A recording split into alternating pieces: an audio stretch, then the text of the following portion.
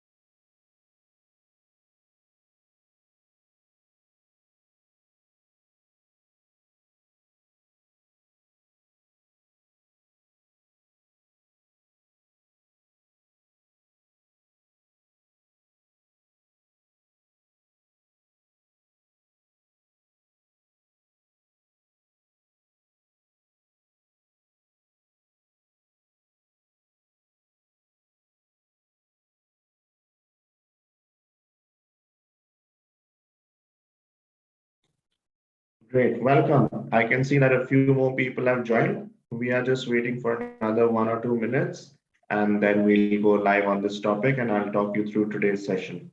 Thank you.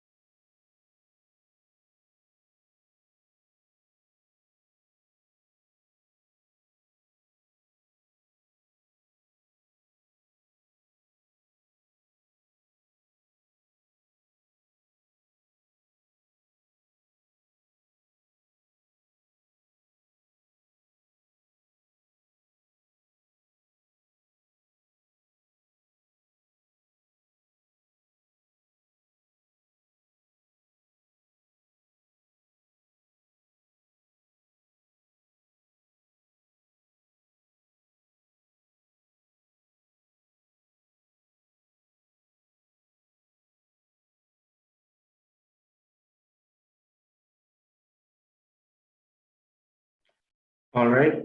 So good evening again and welcome. Let's get started with today's session.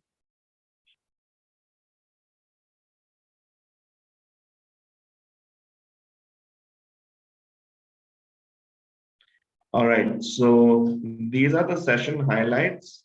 Basically, we are going to look at popular universities offering low tuition fees for bachelor's and master's programs. We'll look at alternative sources of funding apart from low tuition fees. Can students think about scholarships? What are the other sources of funding they can think about? We'll also touch upon locations in the US which are slightly cheaper or a lot cheaper to live in compared to the coastal areas and the places which most students aspire to go to. We'll look at what the work options are. We'll also look at the admissions process and the document checklist for bachelor's and master's aspirants. And in the end, we'll talk about the student visa or the F1 student visa. All right, so let's get started. So I think where we are coming from, we at Manya Education, we realize that US education is the most preferred option for students because of various reasons. At the same time, due to currency fluctuations and due to the Indian rupee being a little bit weaker than and a rupee that's continued to get weak with the passage of time, it's a little bit expensive for students and their families to afford a US education for them. So that's the thought process behind this webinar, because the best thing about studying in the US is that while it is an aspiration for students seeking a high quality bachelor's and master's program all around the world, uh, there are options for everyone. So let's just quickly dwell upon why the US is a universal dream for every student. It's for a lot of reasons. It's because of its application oriented teaching methodology, the applied research opportunities that come up for students, and the research oriented curriculum, as well as the employment prospects and the possibility of getting a high return on investment in the world's largest economy that makes it a very attractive proposition. So there's a lot of academic choice available. There are blended master's programs, there are bachelor's programs that you can do with a double major or a major and a minor so that you can specialize in more than one area of your choice. There's a lot of academic flexibility built into the system, especially for undergraduate students who can change their major, who can take classes across departments, who can enjoy flexible academic schedules, who can also be active in many extracurricular activities on campus apart from the studies they are pursuing. There's a chance to grow and develop a lot of soft skills and to become an international citizen, because in your classroom, in your laboratories, on a US university campus, there are students from so many different countries and so many different cultures whom you'll be studying with. And there are also a lot of financial resources available for students. So when we talk about the curriculum itself, there is a lot of opportunity to do interdisciplinary work on campus. So for example, the Arizona State University, which is one of the top universities, one of the top research-based universities in the US, they have an entrepreneurship and innovation institute. So whether you're a computer science major or a business major, you do have the opportunity to field test your ideas, to engage with the startup community, to develop a business plan by being a part of this institute and learning more about entrepreneurship and innovation. So academic flexibility, academic choice, interdisciplinary studies, the opportunity to do research, and applied research oriented curriculum, and employment prospects make US education a universal dream for all. So we at Manya Education often talk about the 4 C's of the admission process, which is country, course, cost, and college. So while we are keeping country as a US for the purpose of this discussion, and we have spoken about the various courses and various academic choices and various colleges available, because the US has the world's largest number of uh, academic institutions present there. We are now going to focus on the cost aspect of studying in the US to see how it can become affordable and how it can fit within your budget.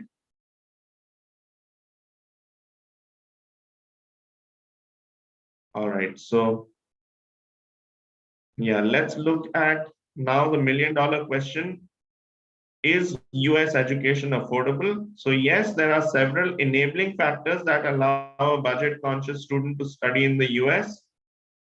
First, and one of the hidden factors when it comes to US education is that there are a lot of universities that are available with a low tuition fee cost. In addition, for good students, they can avail scholarships. For master students, a lot of assistantships in which in the form of teaching or research assistantships are available for students. There are also low cost of living. There's also a cost of living factor that we can look at because suburban universities and universities in certain states do have a low cost of living, which makes it affordable for a lot of students. So let's just look at some data here and see how that dispels the myth. Now, California is one of the most desired academic destinations for not only students from India, but for students from across the world. That could be due to its climate, that could be due to the fact that it's a very welcoming place to be in. That could be due to the Silicon Valley, which gives so many job opportunities to both technical as well as business oriented students and students from other fields as well. So let's just look at some of the data here. California State University's East Bay campus offers bachelor students an annual tuition fee of only $16,500, and that comes down to $15,500 for a master's student. That is actually around 60 to 70% cheaper than a typical research-based university, which an Indian student would aspire for when it comes to annual tuition fees. Again, when it comes to the MBA program, the California State University's MBA program is priced at only $20,500 annual tuition fee, and the living costs are also on the lower side, being around $19,000 a year because California is an expensive state to live in. So while the living is a bit on the higher side, the low tuition fees makes this institution a great opportunity for any international student who wants to experience the charm of living and studying in California. Now, what makes it very relevant when a student thinks about her or his future is also that the location of Cal State East Bay is only 30 minutes from the Silicon Valley as well as San Francisco, which are major industry clusters in the US. Now, San Jose State University is another great example where the tuition fees is very much in line with California State East Bay, which we just discussed. The living costs are very similar, and San Jose has industry of its own. It is also just 15 minutes away from the Silicon Valley and less than 1 hour away from San Francisco. So San Jose State University is another great opportunity for students looking to study in California. Now, Texas is another area which a lot of students aspire to study in because of many reasons. It's an industry cluster. The weather is great for Indian students. There's a very big Indian community in Texas, which makes it easy for Indian students to network. They never feel lonely. There's always a friendly face, apart from making friends from people with other countries and other cultures. So the University of North Texas has a fairly low tuition fee of just $21,500, and that makes it very affordable for a bachelor student, just $17,000 for a master's student. And its MBA program is also extremely affordable at $18,500 annual tuition fees. Now, the University of North Texas is located in Denton, which is 4 hours away from all the major cities. It's 4 hours away from Austin and Houston, and it's only 40 minutes away from Dallas. And all of these cities are big industry clusters, as many of you would be aware of. Now, when it comes to US education, not only should we look at the coastal areas or the typical states which international students gravitate towards, but there is a lot of academic opportunity available in the interior parts and in many of the regional parts of the United States as well. So let's look at the data here for the University of Central Oklahoma, which again is around 60% cheaper than any major institution which a student would gravitate towards. And one of the things to keep in mind here, which we'll look at again later in this presentation, is that the cost of living is very low. While the tuition fees may be congruent with the universities we spoke about in California in particular, or even Texas, the living costs are a lot lower than California or Texas. It's a similar situation with the University of Central Missouri in the South. It's a southern state. Here, the tuition fee itself is lower than Texas and California and many of the other states in the US, which makes it a very affordable proposition for an international student. The living costs itself are on the cheaper side. Now, both Oklahoma and Central Missouri are just north of Texas. So when it comes to accessing major job markets, students can travel to Texas for internships, for job interviews, and that sort of thing. Arkansas State University is another highly affordable institution with a very low tuition fees across bachelor's, master's, and MBA programs, and a very low living costs as well, being located in an interior state. And this is again northwest of Texas, so students can hope to look for jobs in that region. Upper Iowa University has a new campus. They have a new campus at Lower Fayette, where they have reduced their campus tuition fees by almost 50%. And they, while they do not have they have they have an entire selection of bachelor's programs available. They don't have an entire selection of master's program available. However, they do offer master's program in counseling, in education, in masters in public administration and public health. And again, their living costs are very low, and they are it's located just 5 hours away from Chicago, which is a major job market for students to think about. Wright State University is another great institution that is exceptionally priced. It is on the lower side for the MBA and marketing analytics program, and the undergraduate tuition is a bit higher, but for the master's students, the living costs are very low and the tuition fees is very low as well. So besides low tuition fees, let us look at other ways to fund your US education. And one of the best ways to do this is through scholarships. Now, scholarships are something which are easily available for meritorious students. US universities are quite generous and known internationally to be quite generous with scholarship amounts. The most common method of scholarship for both bachelor's and master's students is a tuition fee discounts. Sometimes an institution will also offer in-state tuition status to a student, because international students as well as residents of other states pay out-of-state tuition fee.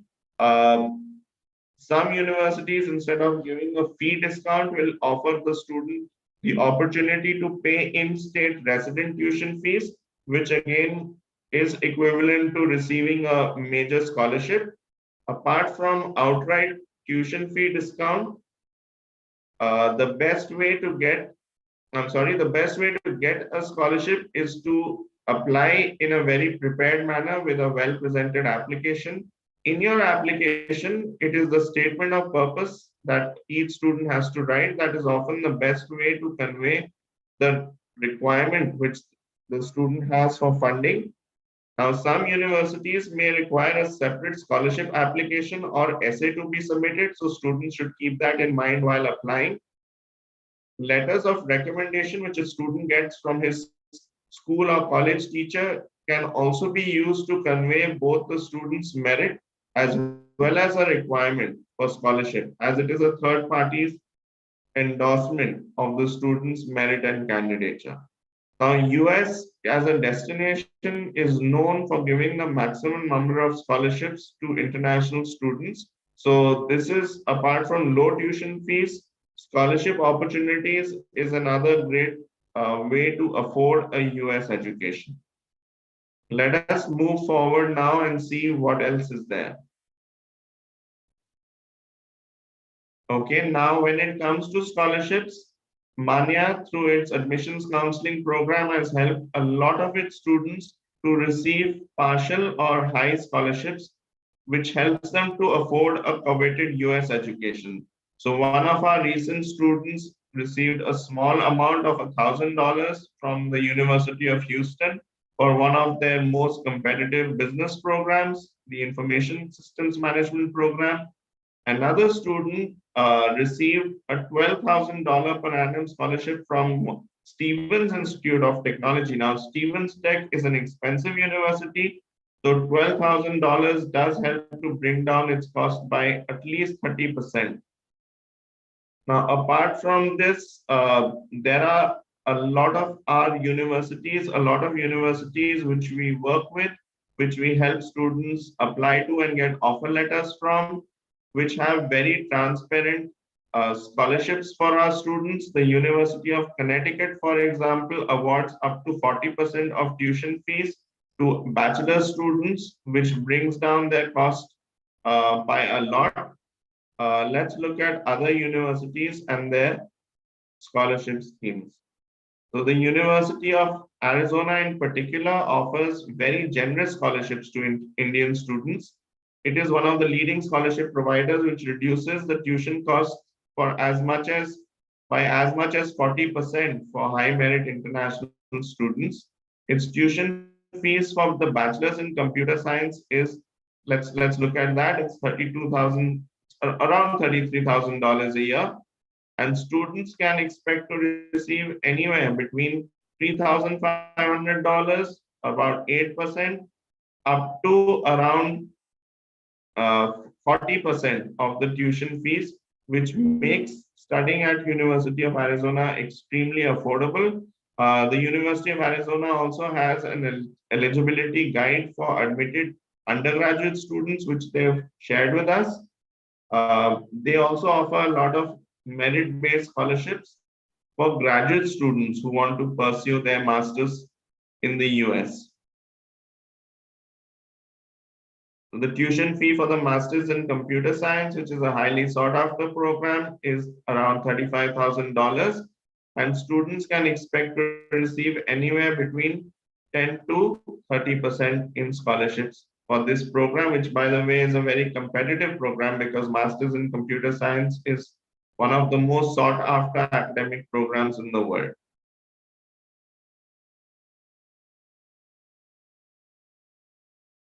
All right.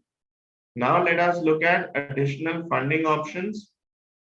These primarily are for master students, and these are in the form of graduate assistantships, teaching assistantships, or research assistantships.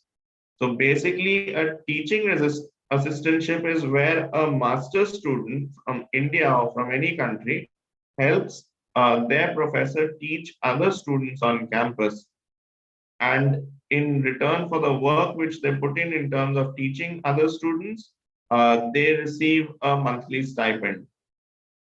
Similarly, a research assistantship is something which a student would receive to undertake research on behalf of the university's professor and to contribute to the professor's research. Not only is this a great learning experience for the student herself, but it also contributes to the professor's ongoing research, and as a in return for the hard work which the student is putting in to promote and to contribute to the professor's research interests, she or he receives a monthly stipend amount. Graduate assistantships can refer to teaching or research assistantships. They can also refer to some jobs which international students can do in the International Student Center or the Information Center or the library. So how does a student go about getting an assistantship? Typically, merit is the basis of selection. Whether a student receives a small assistantship or a large assistantship, the university is going to look at how good the student is, and if a student needs scholarship or needs assistantship to afford their education, this can also be considered by many of the universities. A balanced and competitive profile improves a student's likelihood of obtaining assistantships. And again, a student might have to write a specific essay or might have to mention in their statement of purpose that they are looking for assistantships to contribute to the university as well as to um, afford the education.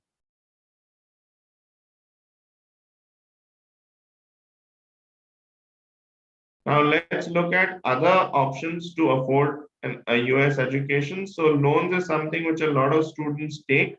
Here we've looked at HDFC Credila as a case study because very often students do approach them for loans and we work with them in helping students get loans as well. The rate of interest is typically around 12.5%. This could be higher or lower depending on the borrower and the parent's financial profile. Students may also have to provide collateral in order to receive this. This institution provides loans to students looking for higher education for masters, MBA, undergrad, as well as other courses. Yeah, so loans, and there is, of course, there is a delayed payback period.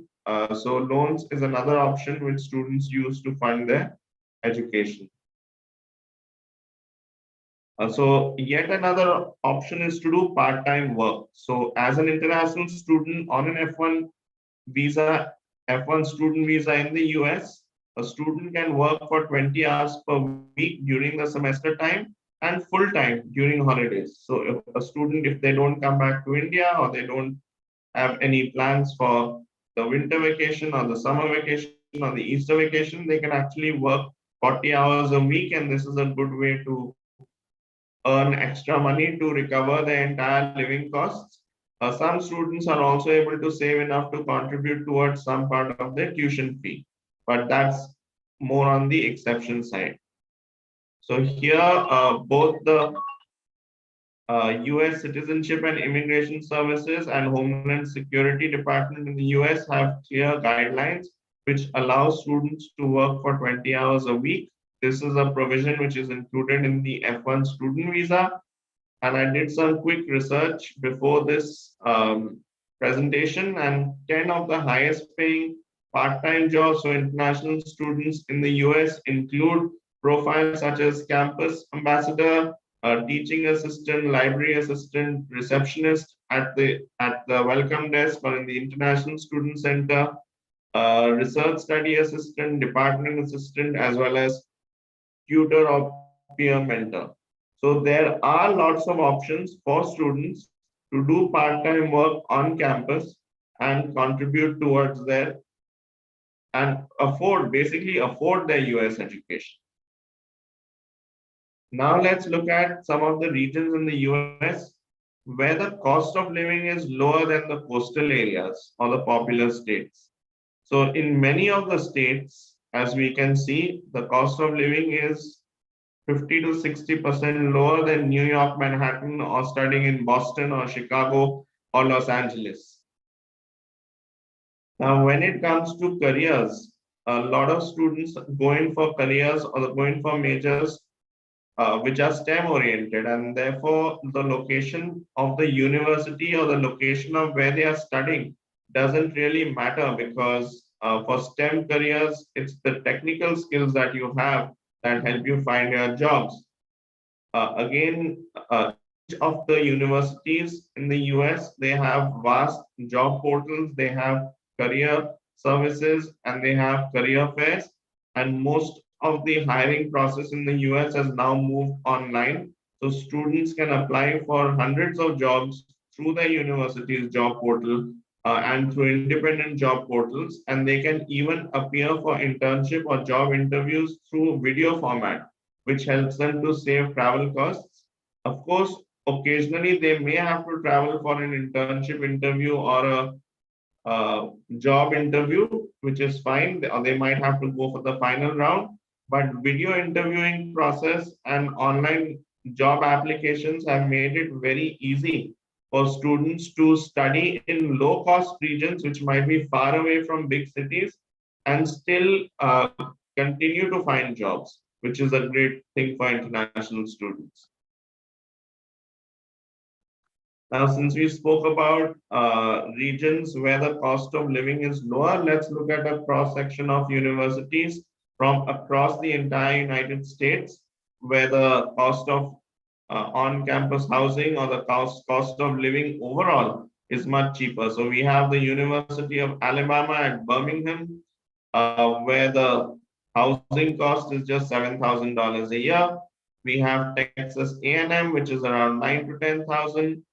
We have the University at Albany, which is part of the prestigious State University of New York system, where the campus is less, where the housing cost is less than $10,000.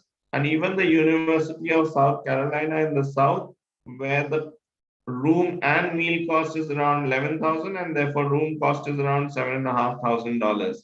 Now, one thing which a student needs to remember is when it comes to saving costs, is that if you are to study in New York City or Boston or Chicago or Los Angeles or any major city, your monthly rent will be around $2,000. At a regional university, your monthly rent comes down to around $500. If you share your apartment, even if you have your own room, if you share your apartment with other students and you cook together, you buy supplies from the Indian or Pakistani store in town, you travel on bus and you have a bus pass, you travel by bus as much as possible and don't have your own car, your monthly expense can come down to 800, 900, or even $1,000 a month. So these are some of the benefits of studying at the regional universities, where the cost of living is really affordable and makes studying in the US a reality for a good student. Next, quickly, let's look at return on investment. Now, return on investment there are many factors that enable return on investment. One of the things to keep in mind is which major or which program are you going to study to maximize your return on investment. So first of all, there are some very typical programs such as computer science or information systems or business management or data analytics or business analytics, electrical engineering, mechanical, all the different types of engineering, along with life sciences and biotechnology, which are high demand careers in the US. Now, these are typically linked, these are science, technology, engineering, and mathematics linked majors as well as careers. Now, when it comes to non-STEM careers and non-STEM majors, business, graduates of business management, finance, marketing, digital marketing are in high demand, as are graduates of economics and many other fields such as clinical psychology. Now, here at Manya, what we advise is that if a student is good at a STEM subject, of course, they are more likely to be studying it, and therefore they have good return on investment prospects when it comes to US education. However, a student should choose a major that satisfies their intellectual curiosity, and they should gain a super specialization in it to crack the US job market, irrespective of whether it is a STEM or non-STEM career, because the US job market seeks international professionals for knowledge-based jobs, and even business majors and psychology majors and finance majors, students from many different subjects as diverse as music or anything else are likely to find jobs in the US, because if they have the knowledge, if they have the specialization, the US job market is open to recruiting them. Next, let's look at the concepts of CPT or curricular practical training, OPT or optional practical training, and the H-1B work permit. So the CPT or the curricular practical training is something which a student does as an internship during their bachelor's or master's program. The optional practical training is something a student does after graduating from their bachelor's or master's program, every student, irrespective of the subject they study, is eligible to work for 12 months in the US after graduation. Students who are graduates of a science, technology, engineering, or mathematics based major, they can study for up to 24 months extra for a total of 3 years in the US after completing their bachelor's or master's program. Now, one of the things which students try to work towards in the US job market is getting an H-1B work permit. Typically, how they do that is that the H-1B work permit is a annual lottery-based system that allows 65 to 85,000 students every year. A different quota is set aside. The H-1B allows a certain number of international professionals to work in the US under certain conditions. So what practical students do is that during their OPT, let's say during the final year of their bachelor's or master's program, if they have a well-developed CV, if they are getting a good response from employers, they'll end up applying for the H-1B. If they are lucky in the lottery, they go straight into the H-1B and start. They go straight into the US job market and start working on their H-1B work permit. If they are not lucky the first time around, then they do have the option to pursue the OPT.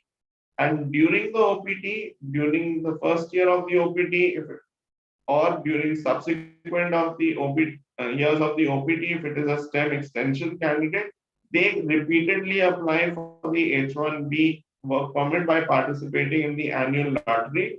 And over a period of 2 or 3 attempts made over 2 or 3 years, students are likely to get an H-1B work permit. So that is one strategy which students use to find work, which is to apply for the H-1B while continuing to work on the OPT.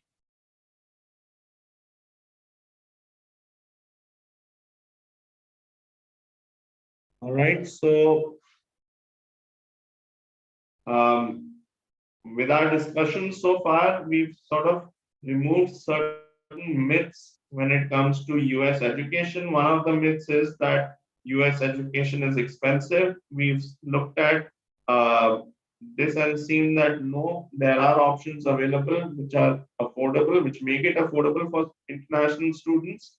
One of the myths which students come to us at Manya with is that Ivy League schools are the best choices. That's not necessarily true, because there are academic options. There are good universities for students across the entire United States. And very often these universities would be as high as 50, 60, or 70% cheaper than the Ivy League institutions. So from that point of view, there is a lot of academic opportunity available for students. One myth which exists is that lesser known colleges is inferior. That's not true, because the US has a very robust system of accrediting its colleges. So as long as you're going to an accredited institution, you're going to a good place. One of the myths which exists, which doesn't pertain to our discussion so far, but it's something to keep in mind, is that essays and SOPs and your personal write-ups don't matter in the US application system. They actually do, and we will speak about their importance in a minute, in a few minutes time. All right, let's now look at what it takes to get an admit.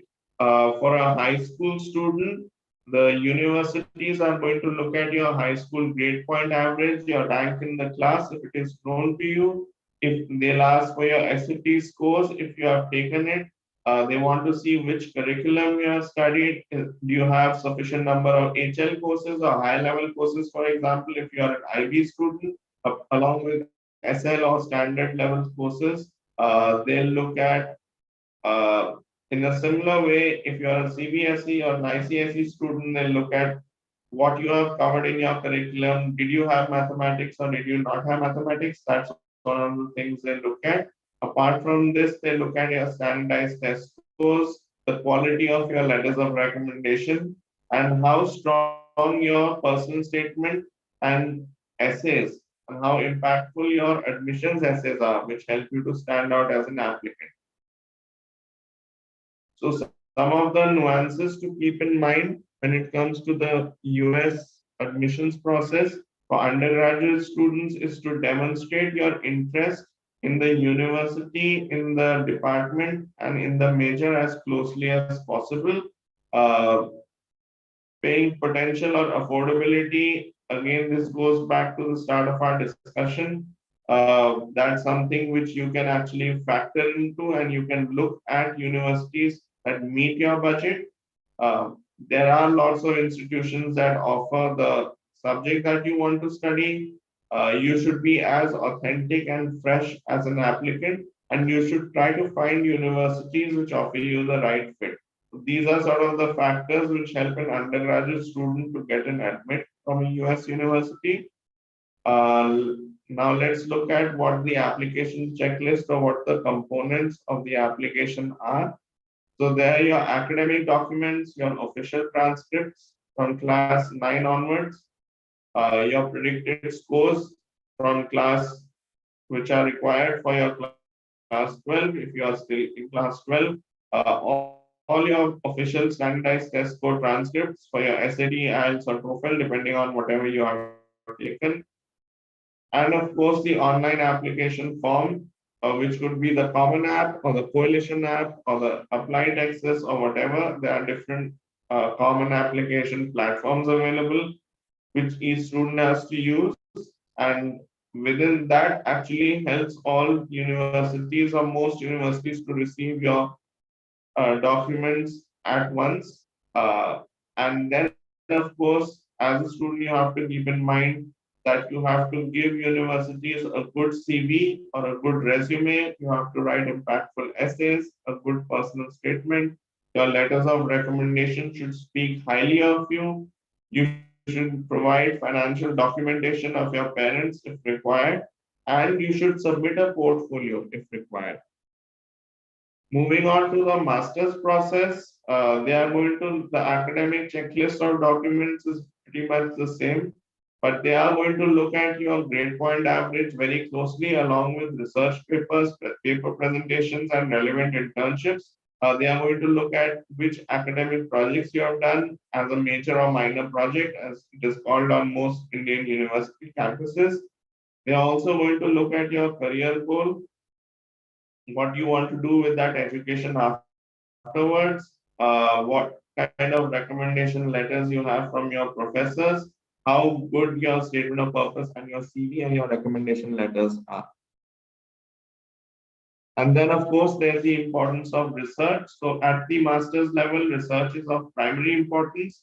If you are a student who is planning to apply this year, you can actually start a research paper and then apply, and you can actually go ahead and complete the research paper after you graduate. But there are dividends in getting admission when it comes to applying with a good research project on your CV, even if you start it now and submit it after your application is has gone to that particular university. Now, just some general advice here: the qualities which US universities look for in international students. These are independence of thought, your motivation for what you are doing, as well as for extracurricular activities. Do you have a creative and analytical bent of mind? Do you follow through on your commitments? Do you have the resilience or the grit to overcome challenges? Do you have passion for what you are studying and what you want to study in the university in the US?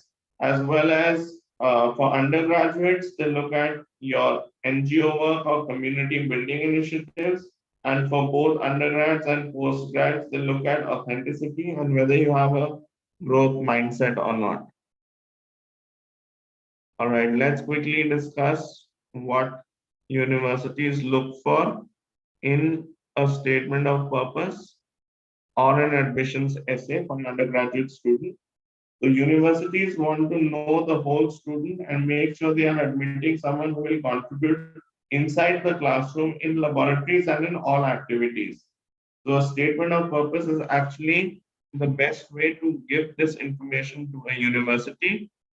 When it comes to undergraduate students, US universities perform or conduct a holistic review, which means they don't just look at the marks, but they look at uh, the student's background, the student's personal qualities, the student's relevant extracurricular activities and academic choices, and how well she or he presents them in the SOP.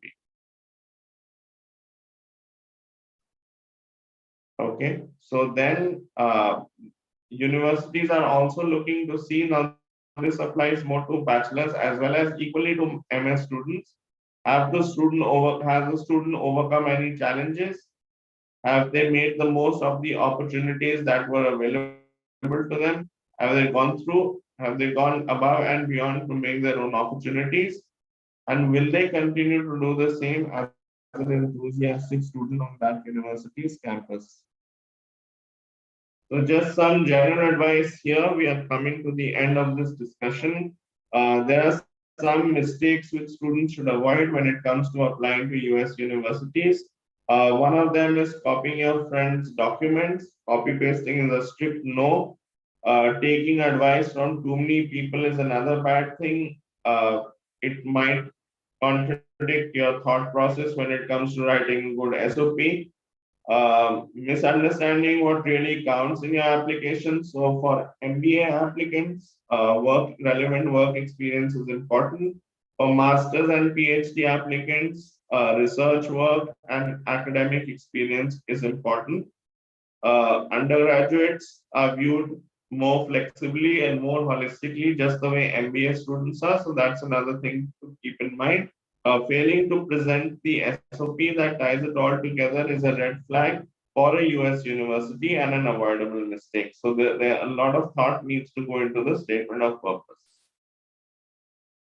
So that brings us to the end of this discussion. Thank you for watching. We'll now take up some of the questions from the participants.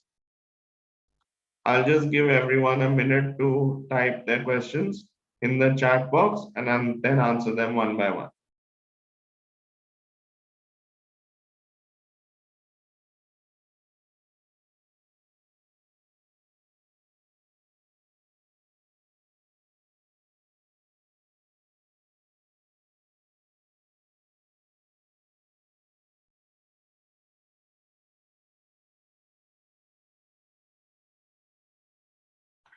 So one of the questions we have here is, do scholarships cover hostel fee? Naisa has asked this question. So Naisa, no, typically scholarships do not cover hostel fees. However, if you are a master's student and if you are a PhD student, you could get a stipend to cover your hostel fee as part of your assistantship package. Scholarships by themselves cover only your tuition fees. And NISA has another question. How much is the maximum scholarship you can get with a good SAT score? So NISA, that depends totally on the university to which you're applying. You could get 50-60% quite easily if you have a good profile, good marks in your school apart from a good SAT score. So Chimran Binnu is asking, are there any websites which give good lists for STEM masters? So Chimran, your best advice to look at the targeted universities graduate school, because that is where that will give you the most attractive, that will give you the most accurate information when it comes to the availability of STEM masters offered by that particular university.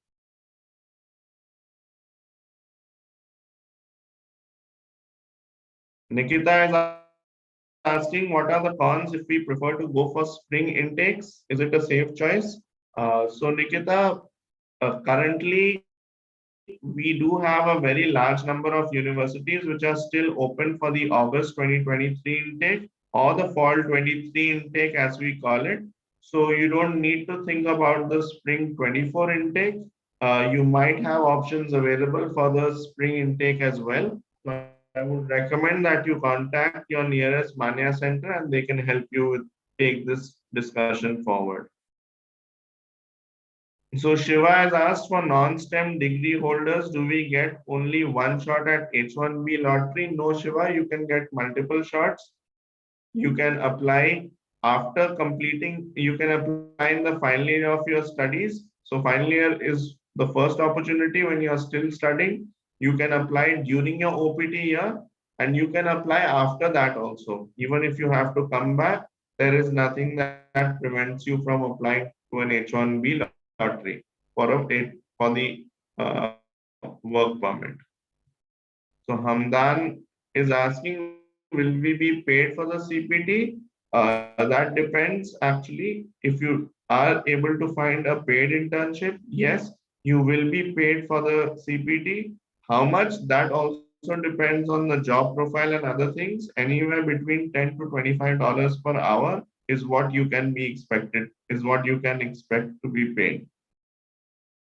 NISA is asking, when do we start applying to universities? So NISA, the answer to that is right away. If you are in your high school, if you are finishing high school in April or May, you still have the opportunity to apply right now. Uh, you will have to take the IELTS or TOEFL exam, but you do have the opportunity to apply right now. And a lot of universities still have admissions open for the fall 23 or the August 23 intake. Wilson is asking, for MBA, does fall admission have more chance or spring admission? So Wilson, the fall intake always has more chances because the entire university is all the seats on the university campus are open at that time. In the spring intake, uh, all seats are not available. A spring intake typically opens up around 20% seats. It depends on the university's policy, but they typically open up around 20% seats or 25% of their seats to international students or even domestic students at that time. Uh, the good news for you, Wilson, is that there are still MBA seats available at some of the universities which you spoke about this evening. We touched upon many universities. Many of them offer MBA programs. These are still available in August 23. Besides this, there are a lot of other universities where management programs are available. So if you want to head out this year, you potentially can for your MBA. You will have to take the TOEFL or IELTS. Um,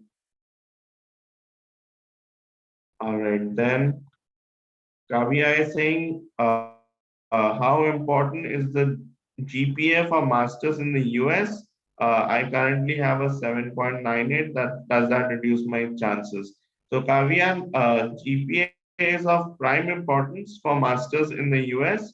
7.98 is a good CGPA, which would work for most of the universities which we have looked at in this presentation, even though we looked at it from a cost perspective, from an admissions perspective. Your GPA should suffice for these institutions as well as many other institutions which are open for admission right now. Nina is asking, is TOEFL required for MS programs for Indian students? Yes, Nina, MS is required from Indian students, and it is a primary admission, as well as even in the visa interview, they ask you about whether you took your TOEFL score and what it was. And when you prepare for the TOEFL, you should get above a minimum score in each of its four sections also, to show that you are equally competent in reading, writing, and speaking English. NISA is asking, what is the approximate hostel cost and what are the better universities? So yeah, to answer your question, hostel costs will vary. It could be as much as $2,000 if you live by yourself uh, in an apartment in New York, Boston, Chicago, or Los Angeles, or any big city like Seattle, or expensive city like Seattle. That goes down dramatically as you move to the regional universities and the suburban universities, and further you decide to share your apartment with international students from or other students basically. So if 3 or 4 students are sharing an apartment, then your hostel fees goes down a lot. If you manage your discretionary expenses well, if you cook together and you buy raw material from a Walmart or a big store which is known for supplying at low cost, then you can keep your costs in check. So the approximate hostel cost can go down to as low as $500 a month at a regional or suburban university, and then when you factor in all the other costs, it could go down as low as 800 or $1,000 a month.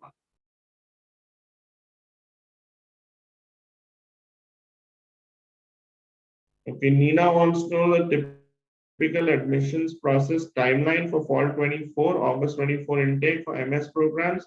So Nina, currently there are options available for August 23 intake or the fall 23 intake.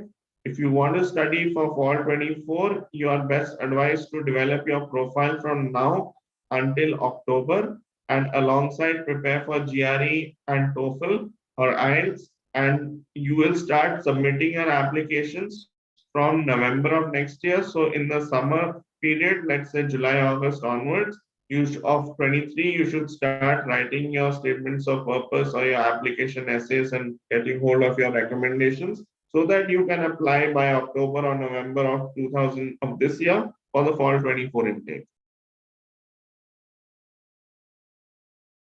Monica wants to know which is better, IELTS or TOEFL for US admission. So TOEFL is an American exam and therefore it is better if you are applying only to the US. Shiva is asking, is GMAT mandatory for all these US colleges for MBA? Shiva, yes, GMAT is mandatory, and GMAT makes a good impression on your profile, but that also depends on the university. So sometimes the universities offer GMAT waivers as well. So that can actually help you if you haven't appeared for the GMAT and still want to go this year. And Shiva wants to know, are there any one-year MBA programs in the US? Yes, there are a few one-year MBA programs in the US. Maisa wants to know the cost of living on campus. Is it living off campus cheaper than living on campus? Please compare the costs. So, Maisa, the cost of living on campus could range between $500 to $1,000 a month at a regional campus, or it could be higher than that at a very urban campus in an expensive city. Yes, living off campus could be cheaper than living on campus. All right, so that brings us to the end of this question and answer session. I hope this was useful to you. We do have a lot of universities where the admissions is still open for August 23 intake in the US. So if you want more information, you can contact us at 1-800-102-4646, the number mentioned on the screen. And you can also email us at care@maniagroup.com. So do let us know what your questions are. We are happy to help you further. And there are, for good students, there are a good number of Mania's partner universities, which are accredited institutions, which are research-based institutions. So we do have quite a lot of academic opportunity and programs available at these universities for the August 23 intake.